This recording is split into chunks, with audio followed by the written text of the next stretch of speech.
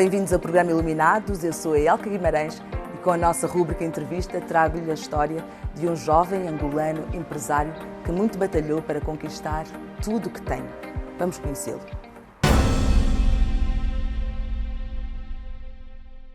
E o meu convidado é Francisco Silva, um jovem empreendedor, empresário, um exemplo para todos nós, jovens angolanos. Ele veio para Luanda com algumas dificuldades e, em primeira mão, ele dá de nos contar a história e o percurso de vida durante todo este tempo. Hoje representa a Jefram, Clínica dos Anjos, e tem mais de 50 condomínios. 50 condomínios. Bem, isto é verdade, Francisco. Boa tarde. Muito boa tarde. Bem-vindo ao programa Iluminados. Boa tarde a este programa que vem iluminar muita gente. Considera-se um homem iluminado? Considero sim, considero ser um Qual é o homem iluminado. sinónimo de ser iluminado para si? Para mim, o sinónimo de ser iluminado é nunca pensar que a vida depende dos outros. A vida depende de si. 50 condomínios. Hoje, com 59 condomínios, já falta só um para 60 agora. Que idade tem? Agora fiz 40 anos.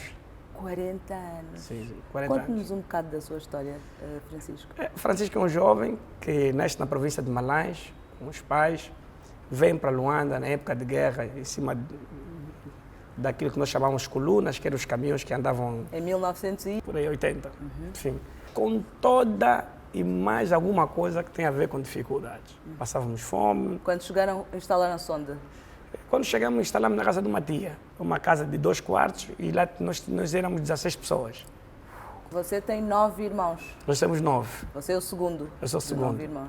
Sou o segundo de 9 irmãos. Os seus pais o que é que faziam nessa altura? A minha mãe ainda ia para Malães, nas colunas, e vendia farinha nas Era colunas. quitandeira? Exatamente, sim, quitandeira. E depois virou peixeira. A nossa condição de vida, a forma como nós nascemos, como nós crescemos, a situação económica da nossa família não é uma sentença para a nossa vida. Sim. Certo? Sim. E você é prova disso. Claro. Eu lembro que o meu primeiro trabalho comecei a aprender muito cedo. A minha mãe ia depois, quando chegamos a Luanda, a minha mãe começou a ir depois para aqui a Mabunda, a praia da Mabunda, aqui abaixo na Samba. E lá comprava o peixe e saía para a rua com o peixe na cabeça. E quando o peixe não acabava, tinha que ser, nós chamamos escalar o peixe, que era rasgar e pôr o sal. E esse trabalho era meu. Para fazer o peixe seco. Para fazer o peixe seco. E esse trabalho era meu. Então eu fazia o peixe seco, cortava o peixe, salgava. E esse peixe, eu ia para a escola de manhã e à tarde, logo que saía da escola, tinha que ir para a praça vender o peixe. Porque a minha mãe ia buscar o peixe fresco e eu vendia o peixe seco. Aí eu ficava no mercado. Até que um belo dia, um vizinho tinha um buraco para cavar e ele disse que deixou-me um dinheiro e disse que toma esse dinheiro, procura aqui um vizinho para poder cavar aí uma fossa. E eu vi o dinheiro que ele mandou ir buscar outra pessoa, eu disse, podia fazer eu. Mas era tão pequeno que ele não podia, talvez se alguém descobrisse que ele me deu para fazer, podia até condená-lo que está a maltratar uma criança. Mas eu preferi, eu disse, não, eu vou procurar a pessoa que vai vir cavar. Tá bem, eu não tenho tempo, eu vou trabalhar. Logo que ele foi, eu comecei a cavar. Cavei, quando ele voltou, encontrou o buraco estava cavado, pronto, quem fez? Isso fui eu. Ele não acreditou, olhou para mim, os pasmos, disse, ok, tá bom. Aí já tinha o dinheiro, percebi daquela data em diante que eu podia trabalhar. Mas isso agravou quando a minha mãe adoeceu. O meu pai saiu, estava muito mais tempo fora de casa. Foi quando eu comecei, então, a minha mãe ficou doente, eu levei... perceber que tinhas de fazer alguma coisa pela tua família. Sim. Depois pedi aos vizinhos que me ajudassem a levar minha mãe para o hospital. A minha mãe foi à clínica e quando lá chegou, o médico cubano perguntou, não tem medicamentos, tem que trazer medicamentos. Disse, não tenho. A tua mãe vai morrer. Devia haver os medicamentos no hospital, não é? Devia, mas não houve. Quando ele disse que a minha mãe vai morrer, a minha cabeça... fez luz. Abriu. Disse, não, minha mãe não vai morrer. Saí eu, fui para casa, tinha uma arca que o meu pai tinha trago na altura. E essa arca não tinha nada, era uma arca só que ficava ligada, porque não tinha comida, não tinha nada. Exato. E aí, então tinha um bidão de lixívia, que eu espejei a lixívia ao chão e lavei o bidão, ficou logo sem aquele cheiro da lixívia ativo. Coloquei a água, eram mais ou menos 7 da manhã, 8, coloquei à noite, de manhã cedo eu tirei a água e fui ao mercado do Bangassumo, chama-se Praça do Bangassumo, no Prenda. Eu fui à Praça do Bangassumo, no Prenda, e comecei a vender água fresca. Aí comecei a vender água fresca, desse dinheiro da água, consegui o medicamento e fui comprar. Fui lá para comprar os medicamentos. E o médico disse, é justamente esse medicamento. Quando ele falou isso para mim, que era aquele medicamento, e eu percebi que a minha mãe não morreu, eu disse, eu não morro mais. Claro. Daí eu fui, comecei a trabalhar, fazia pão em casa, fazia pão, fazia bolos, eu mesmo fazia o bolo, o pão, eu ia vender o bolo, ia para a escola, voltava, ia para a escola. E tinha graça que... Nunca parou de estudar? Nunca tinha parado de estudar na altura, mas depois parei. Houve uma altura que eu já não tinha condições de avançar e eu... Em que ano? Parei. Isso já foi quando, depois da... entrei para o médio e parei logo. Deus me deu essa inteligência que eu conseguia até, como chama? Ajudar os meus amigos a fazerem provas. Eu ganhava a vida assim na escola. Eu ensinava... Fazia as cábulas? Sei que fazia as cábulas para eles, me pagavam com comida, porque eu não tinha comida. Eu ia para a escola sem comer. Ou seja, sempre foste desenrascado. Exatamente. A necessidade às vezes é maior que a moral. Sim, senhor. Certo? Sentiste em algum momento que a necessidade foi maior que a moral e tiveste de fazer algum negócio ou meter-te em alguma situação que não fosse ética? Graças a Deus não, porque sempre tive a consciência da penalização. Sempre tive a consciência da penalização. E eu tinha muito receio com a minha mãe, porque eu tinha um apego por ela tão forte, e até hoje, que pensava que a minha mãe não podia. Ele sempre me falava comigo essas coisas, que não podia. Porque eu vivi no Prenda onde eu vivi, devem ter saído uma ou duas pessoas. Todos os outros saíram marginais e a maior parte já morreram. Todos os amigos com quem eu cresci ficaram marginais, altamente perigosos. Acredita em Deus? Muito, muito. Portanto, tem uma base religiosa dentro de si muito forte, grande, muito forte. Se calhar é isso que lhe faz ter a consciência do bem e do mal, sim, do certo e do errado, e se calhar forte. até durante a sua vida, para crescer profissionalmente como cresceu, teve com certeza vários momentos em que teve de dizer, espera lá, sim, não, isto não é bem, não é por aí o caminho. Sim, senhor. Isso aconteceu.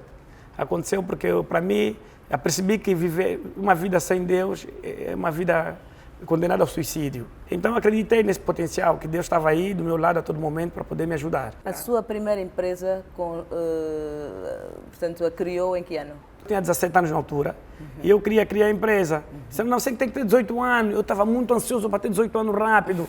E eu estava à espera, porque eu já tinha... Ou seja, já tinha os seus negócios, já fazia as suas coisas no mercado informal, né? Com 15 anos, eu já tinha cartão de ambulante. Chegou a fazer obras em Campas? Cheguei. Aí foi um amigo que eu conheci e ele, naquela época também,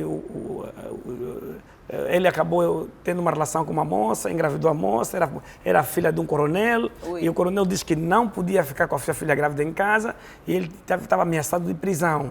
E ele disse, eu tenho que trabalhar. Ele era pedreiro, eu nunca era pedreiro. Eu disse, o que é que eu vou fazer por ti? Ele olhou para mim e disse, você tem a solução? Eu falei para ele, solução. Tá bem. Comecei a passar, nós fazíamos folha de resma A4, rasgávamos ao meio, fazíamos em 4 e escrevíamos, olha, faz trabalho de pintura, de ladrilho, de pedreira, e tínhamos que deixar na porta, não tínhamos telefone. Então você tinha que deixar e depois passar para saber se precisa. Pois. Não havia telefones, não havia WhatsApps, não havia essas coisas, não havia nada disso. E eu peguei e ia lá, batia. O primeiro trabalho que apareceu foi, olha, tem um trabalho sincero para fazer.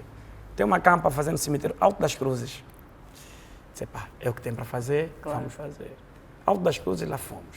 Comecei a fazer as campas lá. Fiquei 4 a 5 anos a fazer campa no cemitério, Alto das Cruzes, Santana.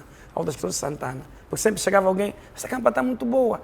Minha. Emocionalmente, para um jovem, trabalhar num cemitério, fazer campas com defuntos, muitas vezes num ambiente de tristeza, porque as pessoas quando vão lá vão com o coração partido, emocionalmente como é que você se sentia? O que é que pensava nessa altura? Eu tinha sempre uma visão na cabeça que eu vou construir uma casa para minha mãe. vamos construir, tendo em conta as humilhações que vivemos, o problema que passamos, construir uma mãe. Então, quando eu estava no cemitério, eu só pensava em trabalhar. Não pensava em mais nada. Lembro que uma vez eu entrei para o cemitério muito cedo, ia ser o dia dos finados. E o cliente queria que a campa estivesse pronta um dia antes. Porque o dia dos finados, os familiares viriam de fora para visitar a campa dos pais. E nesse dia eu cheguei cedo, mas só que o porteiro do cemitério não abriu a porta. Eu tive que pular um muro do cemitério. Eram 5h30. Numa área onde nós guardávamos os sacos de cimento já usados. Exato. Aí eu caí naquele saco de cimento e fui abrir a porta. Só que não havia reparado que aquele cimento todo me fez ficar branco. e eu saí na porta. Quando eu saía, 2 crianças iam para a escola, olharam para mim, puseram-se a correr, todo mundo, a pensar que eu era um morto que havia saído daí, e foram buscar a polícia. A polícia também veio e ficou a olhar para mim, todos assustados. Porque quando eles correram, eu também corri. Eu também corri. O que é que se passa? Sim, o que é que se passa? Eu pensei que tivesse alguma coisa atrás de mim. Exato. Mas eles estavam fugindo de mim. Pois. Aí eu corri. Essas coisas já aconteceram, várias coisas dessas no cemitério. Mas eu também fui lá que eu aprendi que é mais fácil estar dentro do cemitério do que estar fora dele, porque os vivos dão mais medo que os mortos. Exato, eu aprendi isso aí, exatamente. Exato. Então, foi aí que eu fui, não tinha essa questão de cemitério, algo ruim, não. Já fui ao cemitério, já encontrei trabalhos de feitiçarias no cemitério. Sim, pessoas que iam para lá fazer, eu quando chegava em algumas campas, você encontrava velas acesas, embrulhos, miçangas, as coisas dessa natureza. E você não tinha? Não, porque eu dizia assim, quando você está num caminho, o mal só te abraça. Se você acredita nele, se prestar atenção. Não, se você estiver no mesmo caminho que o mal. E a Jefram, quando é que surge? Surge que depois eu tinha com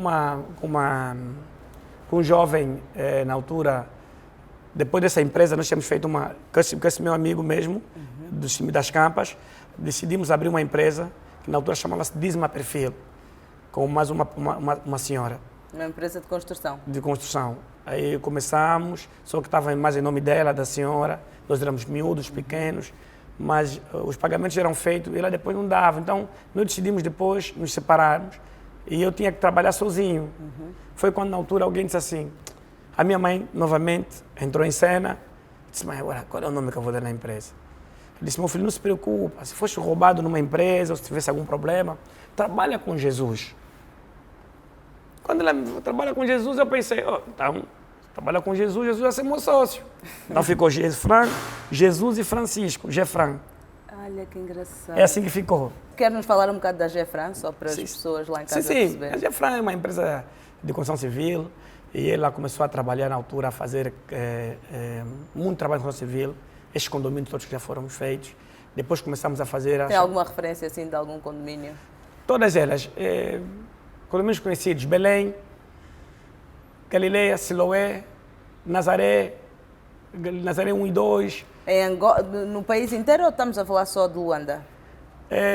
Todos os nomes que aqui estão são duplicados, por exemplo, em Cabinda é Belém. Belém também, nós aqui temos Belém também, Luanda. Eu só vou transformar nos nomes, quando é numa província eu apenas faço os nomes, são sempre os mesmos. Exatamente, sim. Então, fui fazendo, até achar que os jovens precisavam de casa. Então, tive o atrevimento e a ousadia de ter feito uma coisa que hoje me arrependo. Não por ter feito aquilo, me arrependo por ter feito no momento errado, que era, na altura, ter feito renda resolúveis. Fazer por renda resolúvel. Acho que os jovens pagavam apenas uma parte e iam pagando aos poucos. Então, fui o primeiro empresário a pensar nessa possibilidade e a fazê-lo. Teve problemas? Tive problemas, porque as pessoas depois começaram a pagar apenas poucos valores e queriam uma casa enorme. Mas a casa resolúvel é assim. Sim, mas é assim. Você entra e vai pagando. Sim, mas eles não queriam mais pagar. Eu, nesse momento que lhe falo, tenho mais de 350 famílias já em casas construídas pela Jefram e não têm, são inadimplentes, não pagam. Pois. Isto é um problema, não lhes consegue... Exatamente, é um problema, eu não consigo chegar lá, tirá-los de casa, esse é um processo judicial, claro. Mas é um problema aqui social também, porque muita gente, o país perdeu, o poder de compra caiu muito para todos, para as empresas, para as pessoas, isso ficou muito complicado. E as pessoas não pagam porque não têm mesmo? Não têm, eu conheço pessoas que realmente não têm. que até não consigo mover uma ação contra eles, porque eu sei que não têm mesmo. Exato. Uns, então, teve uma senhora que, por exemplo, há dias atrás mandou uma carta, ficou viúva, e os filhos dela, eu passei por casa e os filhos a gritarem, de Francisco, quer dizer, eu olho para as crianças, olho para a mãe que já não pode, que agora está a lutar para sustentar aqueles filhos, como é que eu faço com essa casa? Então, prefiro sofrer por eles. Então, as pessoas... Mas isto depois é um problema, né? Porque, quer dizer, estamos aqui a falar, negócio é negócio. Se você Sim. cresceu, tem com certeza aptidão para ser um bom negociante, senão não teria crescido tanto. Exatamente. Consigo perceber a sua sensibilidade com relação às pessoas, obviamente, né? Mas também está em causa, né? O esforço, o prejuízo, o investimento. Está em causa isso tudo, mas ainda consegue ir gerindo? É possível. É possível. É possível na vida. Você, quanto mais problemas você tem, se puder superá-los, mais forte você fica. Há vários sinónimos que dão a palavra, ligados à palavra empresário ou à vida de possíveis empresários, mas é facto que não é nada mais, nada menos do que resolver problemas diariamente. Eu já sou do pensamento contrário. É. Eu digo ser empresário nada mais é senão morrer pelos outros. Porque ser empresário não é para qualquer um. Pois. Ser empresário, quando você está mal, ninguém está para lhe acudir. O funcionário pode faltar no serviço e pedir desculpas e você paga o salário. É. O patrão não pode chegar ao funcionário e dizer, olha, eu não tenho salário para pagar. Não, hoje o funcionário diz que hoje o meu pai esteve doente e eu tive que levá-lo ao hospital, por isso não vim trabalhar. Ele não produziu. Também, mas o empresário não pode chegar para dizer, o meu pai foi ao hospital, não posso te pagar salário. Pois. Não pode. Exato. Então, ele pode ficar doente um mês inteiro e justificar e receber parte do salário. Empresário não pode. Ele pode ficar doente, mas tem que pagar. Exato. Qual é a sua análise que faz, tendo em conta o seu percurso, os colaboradores que tem, da juventude angolana relativamente ao comprometimento, à responsabilidade de um projeto, de um trabalho? Difícil. Os jovens angolanos, muitos deles, boa parte, eu como já tenho mais de 1.620 funcionários, eu posso lhe dizer com toda a propriedade que muitos só querem emprego, não querem trabalhar. E querem só esperar o dinheiro no final do mês e acabou. Eles não têm o espírito de sacrifício. Uma coisa muito grande na vida é o seguinte, você quando tem uma visão, uma missão na vida, você não pode ter a missão como uma razão para viver. Exato. Tu tens que ter a missão como uma razão para morrer. Nós queremos seguir dinheiro. O dinheiro é uma linha do horizonte que você vê, mas não existe. Mas não existe? Como assim? Não estou a perceber. Sabe quando você vê aquela linha do horizonte do mar e você está vendo a linha, exato, mas não existe. O dinheiro é assim. Sim, porque ele como entra, sai. Além de como entra, sai, quanto mais você tem, maior é a tua exigência, maior é o teu desafio. Hoje não tens carro, não tens dinheiro, andas a pé. Pois. Amanhã tens algum dinheiro, compras um Starlet e tens ou um carro. Manutenção, a manutenção, é seguro, é tudo isso. Quanto mais tens, mais custos. Exatamente. E quanto maior for a viatura, maior é... Você abastece um carro com 6.000 kwanzas, um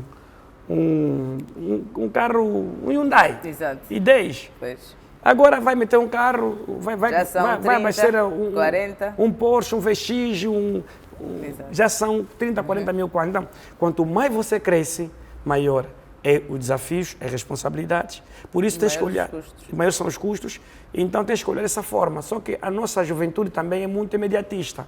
Ele começou a trabalhar hoje e quer vida boa amanhã. Ele entra na empresa e ele sonha com a vida do patrão, sem ele ser patrão. Exatamente. Ele quer ser também como patrão. Ele não fez nada. Não. E em termos académicos, estes jovens que hoje em dia muitos já estão num segundo, num terceiro ano da faculdade, como é que vê a preparação dos jovens angolanos? As nossas faculdades não estão a formar profissionais. As nossas faculdades, lamentavelmente, não estão a profissionar. Alguns jovens conseguem, por iniciativa própria, serem diferentes, mas outros não, se acomodam, porque eles estão a estudar, de tanta formação ficam deformados. Depois dessa deformação acontecer, então caem no desespero. Por exemplo, os jovens hoje saem da faculdade, não são empregáveis. A Alemanha a Alemanha trabalha muito nas questões técnicas. Quando diz não são empregáveis, por exemplo, é comum aqui, há vários casos de alunos do terceiro ano da faculdade, o último ano da faculdade, e não saberem mexer sequer num computador. Nada. E eu pergunto assim, você está a fazer o último ano da faculdade, amanhã precisa do primeiro emprego, você nem sequer abrir o computador sabe? Nada. Como é que vai trabalhar? E o pior, ele não sabe e não quer saber, porque acaba sendo depois... Nós temos aqui duas classes de pessoas, de jovens. Temos o jovem que não sabe nada, é humilde, e temos o jovem que, por achar que sabe alguma coisa, já é arrogante, já acaba sendo eu sou fulano, eu sou fulano. E temos um problema do preconceito. O preconceito de pensar que o fato de ter ido a uma faculdade, ele Exato. É o senhor doutor e já sabe ele tudo, é o senhor doutor. etc. Nós temos um problema grande. E temos um outro problema ainda que nós próprios, eu não sei se é a África em si, mas temos um problema que nós próprios, que devíamos ser, como negros e africanos, que devíamos nos impor, nós temos grandes problemas. Nós não queremos nos identificar como tal.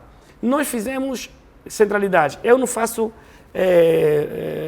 prédios, porque eu trabalho com a cultura do nosso povo. Nosso povo gosta de ver no chão. Nosso povo gosta de pilão para poder... pilar os costumes. Digamos, os projetos, sem nos esquecermos do que estamos a dizer, os projetos que fez os condomínios é para as massas, como se costuma dizer?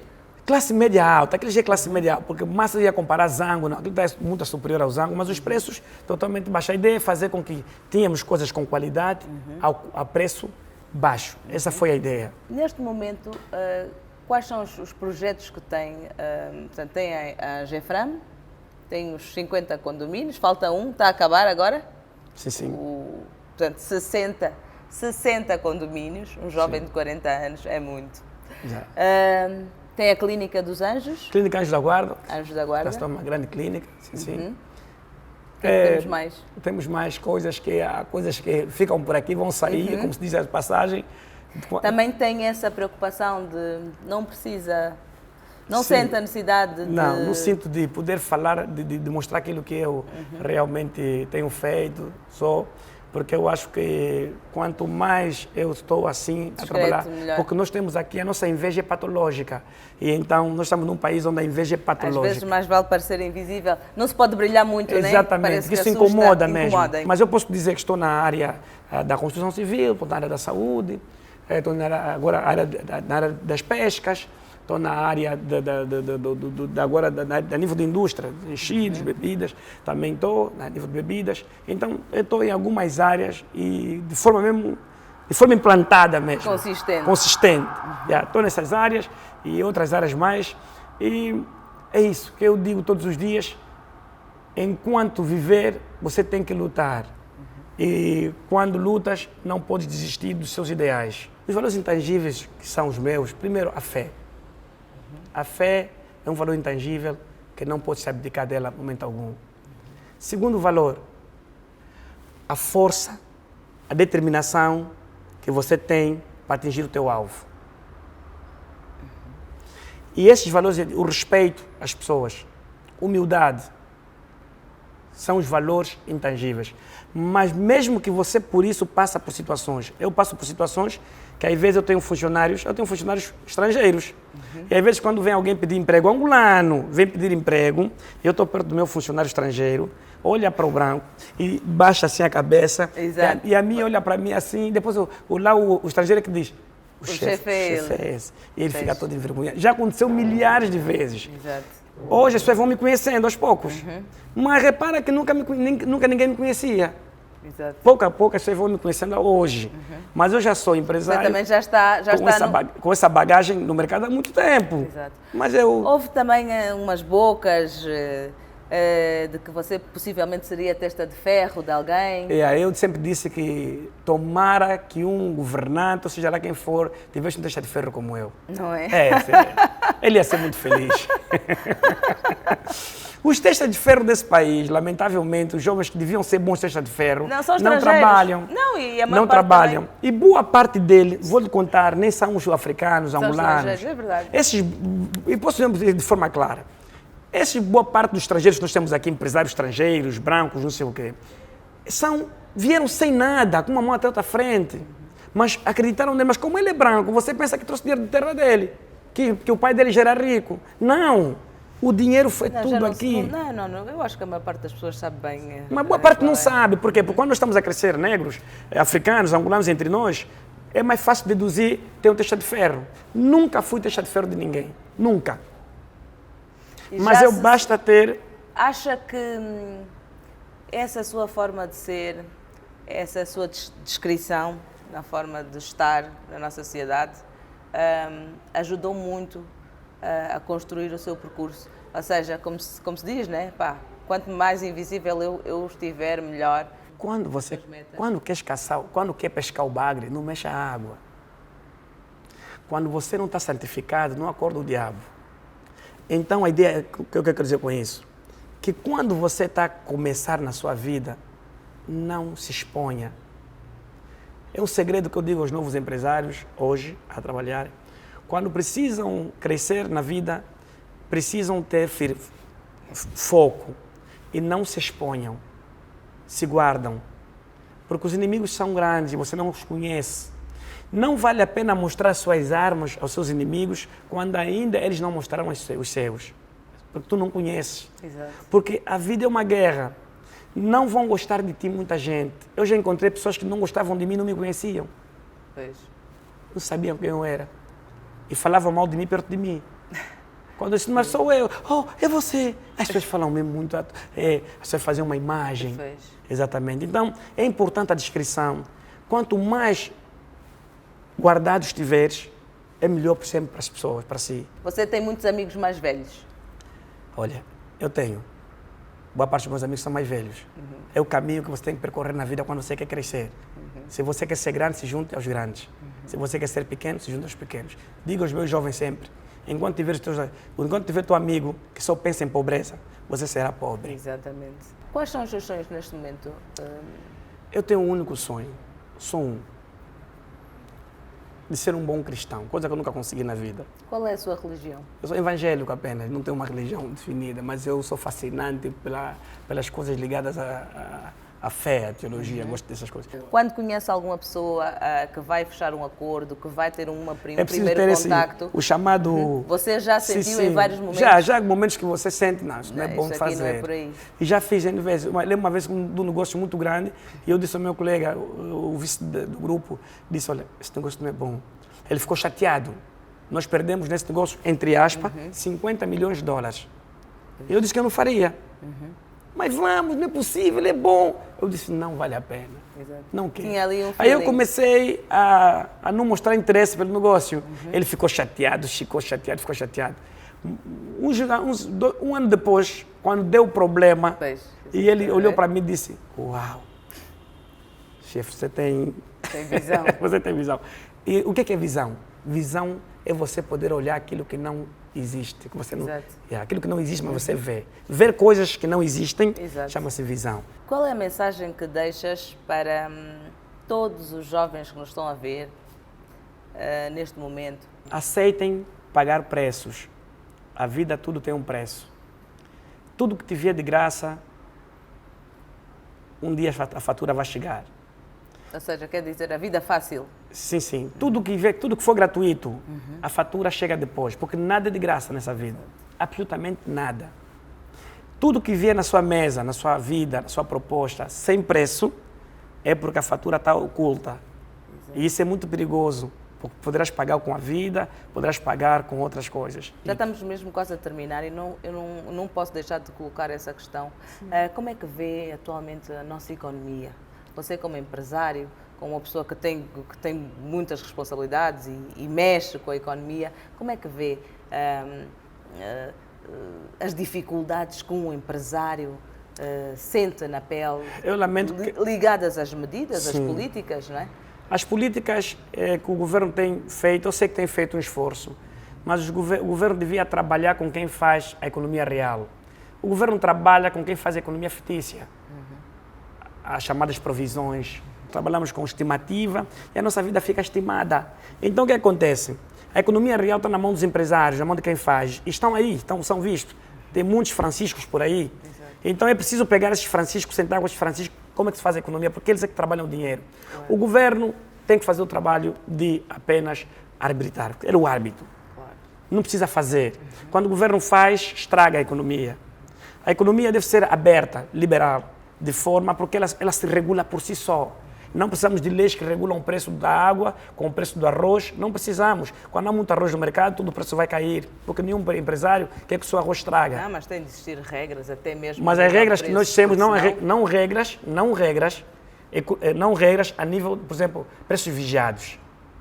Preços vigiados é para países onde você não tem. Quando não tem, aí sim.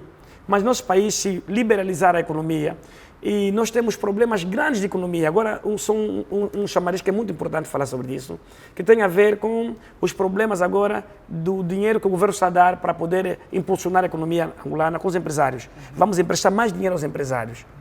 E as taxas de juros? Além das taxas de juros, que é o mínimo, esses dinheiros que os empresários vão receber, vão ter problema, vão se endividar-se. Houve o Angola Invest, houve vários projetos de financiar. O empresário não precisa receber dinheiro, o empresário tem que receber oportunidades para trabalhar, como, por exemplo, vias de comunicação. Ok, agora o lavrador ou o agricultor vai receber 100 milhões de dólares para abrir uma fazenda.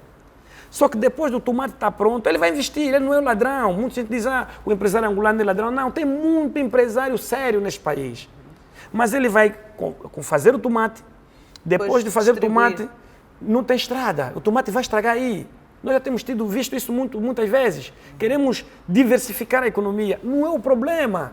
O problema é a energia. Condições.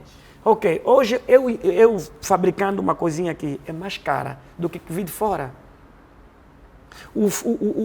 Aquilo que é o investimento, que que nós chamamos o investimento de produção, o custo de produção, é mais alto do que os produtos que concorrem com produtos que vêm de fora. Exato. E quem paga essa fatura é o pobre, o pacato cidadão. Nós já estamos com quase 20 milhões ou mais de habitantes, que nós podemos mover. Imagina que essas pessoas todas entram para o mercado oficial e trabalhem. Agora temos um grande problema. O OGE foi aprovado com valor, foi revisto o valor. 60% do valor do EGE é para pagar dívidas. Significa que o país vai viver com 40%. E essas dívidas de quem são? Dos que já têm dinheiro, os bancos e tudo mais. Quer dizer, nós estamos a criar, não acredito muito que a economia, ou seja, não com essas políticas vão mudar. Embora haja, teoricamente, boas intenções, né? Na prática, os empresários, quem quer de facto trabalhar, sente-se completamente desapoiado. Quer fazer agricultura, fala com o agricultor. Quer fazer economia, fala com o empresário, quem quer fazer o dinheiro. Quer falar de saúde, fale com o médico. Aí está o problema. Nós, às vezes, o nosso governo, às vezes, se fecha muito. É preciso conversar com essas pessoas. E não conversar porque apenas tem o direito de falar, não. Colocar em prática aquilo que eles arrogam, que eles aconselham. Ou seja, acha que quem toma as decisões não tem consciência da realidade na prática? Não. Ser empresário em Angola, não imaginas. Não é ser empresário nos Estados Unidos da América, não é ser empresário em Portugal. Não tenho a sua dimensão. Sim, quer dizer, quando eu falo não imagino, claro, eu falo o tamanho do problema. Ser empresário em Angola é mesmo ser uma pessoa kamikaze. É o ser um kamikaze, entrar num avião para morrer. Exatamente. E depois não é... lá está. Há empresários ou gente... Por exemplo, você com certeza quando tem os seus projetos está na linha da frente. Está na linha da frente. A dizer vai ser assim, assim, assim, assim, assim. Com a mão na massa. Sim. Isso é fundamental. Não, tem os empresários, tem os empresários.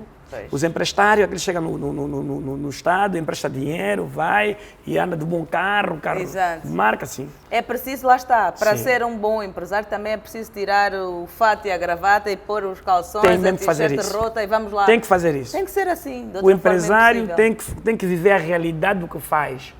Por isso é que esses empresários às vezes atrapalham aqueles que fazem. Então, são muitos problemas que o país tem, que eu penso que a economia deve mudar. Eu, por exemplo, as vilas, os condomínios que eu já fiz, eu faço o asfalto. Eu faço o asfalto, faço tudo. Em uma boa parte delas eu já fiz isso. E eu deixei de fazer depois. Por quê? Porque existiam... A AGT começou a cobrar os impostos do IPU. Pois. E chegou e me disse que eu vou te pagar, o senhor Francisco tem que pagar imposto mais caro. Eu perguntei por quê? Porque aqui tem asfalto. A lei diz que onde tem asfalto é mais caro. Mas quem pôs o asfalto fui eu. Devia ter sido o Estado. Eu dei um tiro no meu próprio pé. Exato. Então, o que eu tenho a dizer é que nós estamos num país ainda... É triste, não é? É doloroso. Não é triste, é doloroso. Claro. Ser empresário nesse país. E outra coisa, o empresário em outros países, China e outros países mais, tem o Estado à sua trás, a empurrá-los. Aqui é diferente. Aqui temos o Estado com políticas que destroem o empresariado nesse momento. Eu posso dizer, as políticas são uma coisa, mas na prática as empresas fecham todos os dias. Estão a fechar. Então, as empresas, não estão a ter liquidez para pagar funcionários, para Não estão a ter. para fazer face. Vemos agora a questão do IVA, que foi colocado agora, e vai ver, o IVA que vai ser já vai começar a aplicação para você ver já só uma aberração que vai existir. Pois. E é uma pena que, contando isso, não nos dá tempo aqui agora, Exato. mas esperamos que tivemos a outra oportunidade. Com certeza. Para falarmos com certeza. mais do empresariado, para poder mostrar aos jovens de como devem fazer para ser um bom empresário, um bom empreendedor. E eu... Com certeza. Olha, eu fico muito contente por ter aqui, Francisco. Acho que tu és realmente um iluminado. Obrigada por teres despendido parte do teu tempo para esta entrevista. Sim, senhora. Muito obrigada, muito prazer. Prazer todo meu. Ter aqui. Gostaste de estar aqui? Prazer e um bom programa para vocês. Obrigada. Estão de parabéns por ter esse programa. Obrigada. Vai realmente iluminar muita gente lá em casa que os jovens precisam. Amém. Espero que tenha gostado. Já sabe, todas as sextas-feiras um novo programa para si. Acompanhe o nosso canal no YouTube e siga as nossas páginas no Instagram e no Facebook. Eu sou Elka Guimarães. Sinta-se iluminado e até breve.